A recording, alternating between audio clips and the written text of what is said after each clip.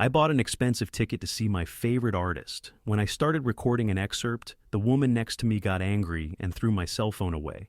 If you've ever been to a concert, you know that there's always someone who turns the experience into a nightmare. It could be the guy who's had too much to drink and thinks he's part of the band, the girl who sings so loudly that she overshadows the singer, or the couple who decide to turn the dance floor into a motel room. But nothing, absolutely nothing beats the woman who decides that the biggest problem in the world is her cell phone. The story begins when I got tickets to see the Killers in Las Vegas. The show was sold out, the dance floor was full. It was one of those nights that promises to be unforgettable. I went with my friend Ryan, who was also excited, and we took a strategic spot, not too far from the stage, but without having to squeeze into the crowd. The show started, and of course, everyone pulled out their cell phones to record at least a snippet. It wasn't as if I was the only one there recording the moment. There were people with iPhones, Androids, tablets, yes, even that, and even a guy with a GoPro on his chest, looking like he was going to document the event for a Netflix documentary. That's when I saw her. She was a few rows back, but made a point of staring at me as if I had committed a war crime. Blonde hair in a tight bun, exaggerated makeup, and an expression that mixed boredom with indignation. Unlike everyone else who seemed to be enjoying the show, she kept her arms crossed and looked like she was about to call the venue manager. The first thing I thought was, there you go, one of those. I tried to ignore it, but every time I raised my cell phone, I felt her presence burning my soul. The funny thing was that she didn't seem to mind anyone else recording her, only me, as if I had been personally selected by the universe to be the target of the day. Ryan noticed and laughed. I think you've made an enemy. I continued to enjoy the show, but every time I raised my cell phone, the woman snorted so loudly that you could hear it even over the music. She sounded like a bull about to charge. When I looked out of the corner of my eye, I saw that she was starting to move her hands around restlessly, as if she was internally debating whether or not to act. And that's when I realized she wasn't just going to complain, she was going to do something. And as I found out the hard way, some people just can't accept seeing others enjoying themselves. I tried to ignore it, really. People like her live for attention, and the best way to deal with them is to just get on with life. But the problem is that some people can't stand being ignored. The show was still incredible. Somebody told me was playing and the crowd was ecstatic. Ryan was jumping on my side, I was singing along and, of course, recording a piece to remember later. That's when I felt an impact on my arm. It wasn't a casual push, like someone accidentally bumping into me. It was deliberate. A dry, sharp slap that made my cell phone almost fly out of my hand. I froze. I took a deep breath and looked away. She was standing there, closer than before, with that annoying smile of someone who thinks they have the right to act as they please. Stop recording. You're ruining the show for everyone. I took a deep breath. I didn't even look directly at her, because I already knew that this guy loves any excuse to put on an even bigger show. First, let's get to the facts. Everyone was recording. If anyone wanted to watch the show without a single cell phone in sight, the only solution was to close your eyes and imagine it was 1995. Secondly, my cell phone wasn't even that high. I was holding it below my head so as not to disturb anyone. So, what was her problem? The answer was simple. She needed to control something or someone. It wasn't enough to enjoy the show. It wasn't enough to live her own life. She needed to make sure that the whole world worked according to her vision. The problem was that I wasn't going to make it easy. Relax, I said, without taking my eyes off the stage. But apparently that answer wasn't enough. Suddenly I felt her hand on my arm again, this time squeezing hard.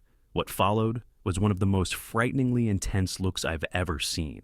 She stared at me as if I had killed her family and run off with the car. Her eyes squinted, her breathing heavy, the fury of someone who was about to turn a minor inconvenience into a major event. I could have argued. I could have asked why she only had a problem with my cell phone. I could have pointed out all the other people recording, but somehow I knew that none of it would do any good. She had already decided that I was the villain in her story, and people like that always find a way to make things worse. If it had just been a slap on the arm and a deadly stare, I might have let it go. The show was still incredible, the band was delivering everything, and I just wanted to enjoy the moment. But that woman, she wasn't going to let up. You know when a dog decides to bark at something and just won't stop? It doesn't matter if you ignore it, move away, or even try to convince it that there's no danger. It will keep barking because it needs to show that it's in control of the situation. She was exactly like that. After staring at me for a while, as if she was trying to burn me with the force of her thoughts, the woman decided to escalate the situation. Because, of course, making a passive-aggressive comment and pushing my arm hadn't been enough. First, she started muttering loudly, enough for the people around her to notice. My God, can't anyone watch a concert without recording anymore? It's ruining the experience for everyone. This would have been a valid complaint if she had said it at the beginning of the show, to all the dozens of people around holding cell phones. But no, she was specifically annoyed with me. I was her mission now. Ryan noticed and was already laughing. He knew this type. Only the woman wasn't joking. She stepped back a little, put her hands on her waist, and looked around as if she were looking for someone. And that's when I realized she wanted an ally. The tactics of this type of person are always the same. They need to turn a small personal problem into a collective movement. If she could get other people to agree with her, that's it. She would have validated the tantrum and felt justified in continuing the attack. And for a moment, it looked like the plan was going to work. An older lady next to her nodded in approval. A guy in the back row gave her a slightly annoyed look. I don't know if at me or at her. But then what she least expected happened. The crowd simply didn't care. No one there had paid a lot for a ticket to be someone else's cell phone inspector. The audience was more interested in the music than in the woman's ranting. That should have been the end of the story. A minimally rational human being would have understood the message and moved on. But her, she took it as a challenge. And that's when the real madness began. When the crowd didn't buy her drama, the woman got even angrier. I could see the gears turning in her head, trying to come up with a plan to finish me off right there in the middle of the show. She crossed her arms, huffed, and looked around, as if she expected a security guard to come and kick the big criminal off her cell phone. But when that didn't happen, she decided she had to take matters into her own hands. And that's when things escalated to a level I would never have imagined. I was standing there, just enjoying my music and holding the phone at a reasonable height when, out of nowhere, I felt an impact. It took me a second to understand what had just happened, but when I looked down, I saw my cell phone on the floor. It had literally hit my hand on purpose. My mind froze. It was no longer a matter of a nagging woman complaining. It was no longer just a problem of one person wanting to impose random rules on others. She had just thrown my cell phone on the ground in the middle of a crowded place where anyone could step on it and break it into 1,000 pieces. By now, Ryan was purple with indignation. "Are you crazy?" he shouted, looking at her as if he had just seen a live crime. She didn't even blink. Completely cold, she looked at me and shrugged. If you'd been watching the show for real, this wouldn't have happened. I couldn't believe what I was hearing. The floor of the venue was cement, and by some miracle my cell phone fell in such a way that it didn't crack the entire screen. I quickly picked it up and checked it. Small scratches, but nothing serious. But that wasn't the point. The point was, this woman had just aggressed my cell phone. By now, the people around were realizing that something was going on. Ryan, who no longer had much patience for crazy things, looked at me and asked, "Do you want me to call security?"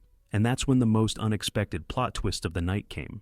Because before Ryan or I could do anything, she turned to the security guards first. Yes, after dropping my cell phone, she was the one who decided to call security. And at that moment, I realized that I was about to enter this woman's twisted logic. Because for this kind of person, reality doesn't matter. What matters is who tells the story first. If there's one thing I learned at that moment, it's that some people live in an alternative universe where logic works the other way around. There I was holding my freshly battered cell phone, while the woman who threw it on the ground marched up to the security guard as if she were the victim of the night. She approached the huge man in the black t-shirt and started talking frantically, gesticulating as if she had just witnessed a terrible crime. I couldn't hear everything, but I recognized a few words amidst the chatter. Oh, disrespectful, disruptive, spoiling the show. Oh, right. I was the villain, the enemy of the live experience, the destroyer of magical moments. But lucky for me, the security guard already looked exhausted just looking at her. This guy probably dealt with drunks, troublemakers, and clueless people every night. And now, right in the middle of a sold-out The Killers concert, he had to waste time with a woman who thought she was the enforcer of other people's entertainment. Ryan and I approached. Before I could say anything, the security guard looked straight at me and asked, "Okay, what happened?" I took a deep breath and told her what everyone around me already knew. She threw my cell phone on the floor because she didn't want me to record the concert.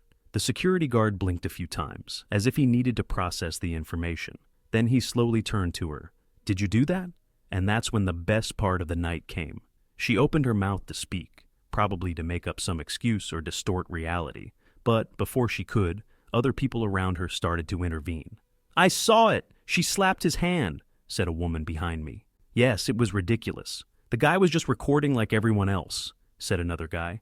"I didn't even have to defend myself. The public did it for me." The security guard looked at her again, now with no patience at all. "All right, let's get out of here." And with that, the show's big inspector was removed. She still tried to argue, gesticulating, huffing, looking around to see if anyone was going to defend her. But nobody cared. No one wanted to hear the ranting of someone who had ruined her own evening out of sheer need for control. When she finally disappeared from my sight, I felt such a sense of relief that it almost felt like part of the concert experience. Ryan slapped me on the back. "That was the most bizarre thing I've ever seen," he laughed.